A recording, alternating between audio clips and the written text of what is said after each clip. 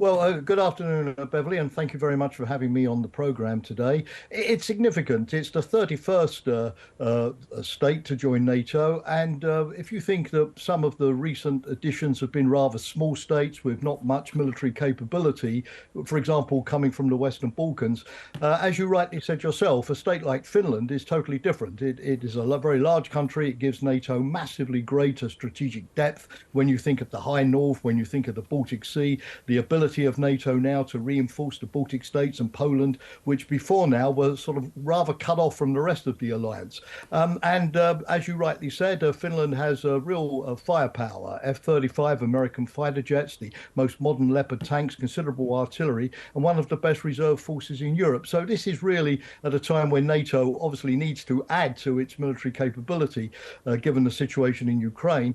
This is a significant addition to NATO and a snub to Putin, who, after all, started out with the war in Ukraine saying he was going to push NATO frontiers back west, and instead they're going east, they're closer to him. Yes, indeed.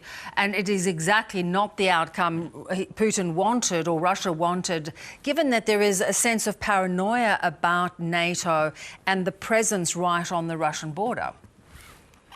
Well, absolutely. But, I think nonetheless, even if obviously the Russians will threaten countermeasures, what else can they do? They're not going to be happy about Finland joining NATO. But their capacity to actually do so, I think, is rather limited, because if Putin starts taking thousands of troops away from Ukraine, where, as you know, the Russians have lost a lot of troops, a lot of equipment over the last year, it's going to make it very hard for Putin, if there are going to be some spring offensives, for example, in Ukraine, to capture territory or even hold on to the territory that he has at the moment. So I think that's going to be a major headache for him. I think on the other hand, Beverly, the Finns are wise. They've been handling the Russians for many generations, and in joining NATO, they've made it clear that for the time being, they don't want big NATO barracks and camps and lots of NATO troops on their territory. So I think they're trying to do this in a fairly sort of quiet way as well, and therefore not playing to Putin's hands by giving him a pretext to put a lot of Russian troops on their border. Yeah. Jamie, NATO is also not only admitting Finland today, but they're also meeting to consider further support to Ukraine. Is this war one of the biggest challenges NATO has faced? Well, it certainly is, because obviously Putin has already invaded Georgia in 2008. This is his second invasion of Ukraine. You recall he annexed Crimea in 2014. So there's a sense that were he be allowed to get away with seizing 20% of Ukrainian territory, and given his pretensions to sort of push Russia's borders westwards into the old Tsarist Empire, Finland, of course, also being part of that former Tsarist Empire, a Putin victory in Ukraine would not bring Europe peace, but only a temporary ceasefire before Putin started again. And of course, the reason why Finland, which up until that time seemed pretty content to remain as a neutral country, changed its mind, was precisely this perception that Russia was no longer respecting the borders that emerged from the collapse of the Soviet Union in 1991. So yes, I think that NATO really does see this as not just being nice to the Ukrainians in helping them, of course, to defend themselves, but it's also part of the defense of Western democracies as well. And I'm sure at the NATO foreign ministers today, you'll see lots of extra pledges of money, of military equipment, because the reality is that Ukraine now is very much dependent upon this Western military aid. But as long as Ukraine can demonstrate, Beverly, that it's able to use that military aid to, regain territory and to push the Russians back, then I think most Western governments will be minded to give it. Yeah. Not all nations, though, are behind Ukraine, and there are some that are aligning themselves to Russia. Could we see a different form of alliance form of countries like Iran? We see, Russia making overtures to China, North Korea. That's a great question, because, yes, you could argue that so far NATO has been a pretty coherent, pretty integrated alliance, common command structures all working together. And on the Russian side, you've had these kind of ad hoc on-again, off-again arrangements with countries like China or Iran and North Korea. Whether Russia is going to be successful at sort of coming out of its isolation and really sort of drawing these countries into an alliance with it, well, that's an open question.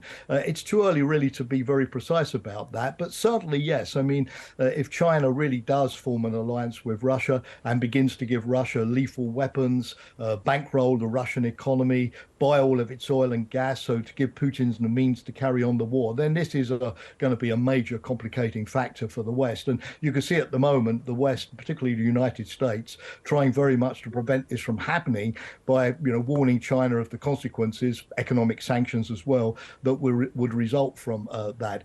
In the case of Iran, yes, Iran is supplying Russia with a considerable number of weapons. And so I think the diplomacy this year is going to be not just to prevent, China and Russia forming an alliance, but also to persuade the transit countries, Turkey, Armenia, Georgia, the Central Asian states, not to go along with this and make it harder for a country like Iran, even if it wants to give Russia drones, to actually physically get them to Russia through a much greater sort of interdiction envelope. So, but yes, these are interesting times in terms of the global axis sort of reforming itself. Yeah, and we're seeing NATO strengthened, but do you see other bodies, other global bodies, like the United Nations, for example, being seriously challenged as to their potency?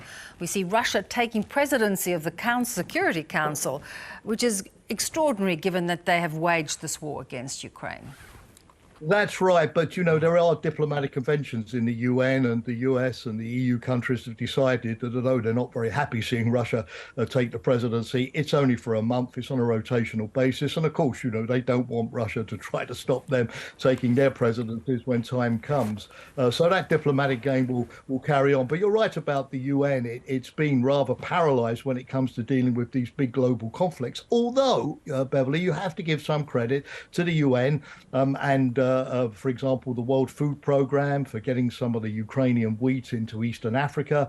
You have to give credit to the Secretary General Guterres working with Turkey to negotiate this grain deal in the Black Sea, which Russia and Ukraine have both accepted, which has got some of the grain out of Ukraine into those markets. So if you look at the Security Council looking after international peace and security, it's not working very well. On the other hand, the US and the Europeans have gone to the General Assembly, representing all 193 countries, whereas, there have been 3 quite significant votes to condemn Russia's invasion of Ukraine, and even in the Human Rights Council, where Russia has been suspended. So it's a patchwork of things where the UN agencies are working rather well, even if the Security Council isn't at the time being. But certainly regional organizations like NATO and the European Union, which have brought the Western democracies together, or Biden having his second Alliance of Democracy summit in Washington just a couple of days ago. When it comes to the West, there's certainly been a circling of the wagons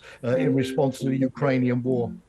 Jamie, I can see you're in high demand. I'll let you. I apologise for that, Beverly. I only receive 1 phone call a day, and it's always when I'm speaking to you. So my apologies for that. Well, it's lovely to speak to you as always. Thank you so much. Thank you.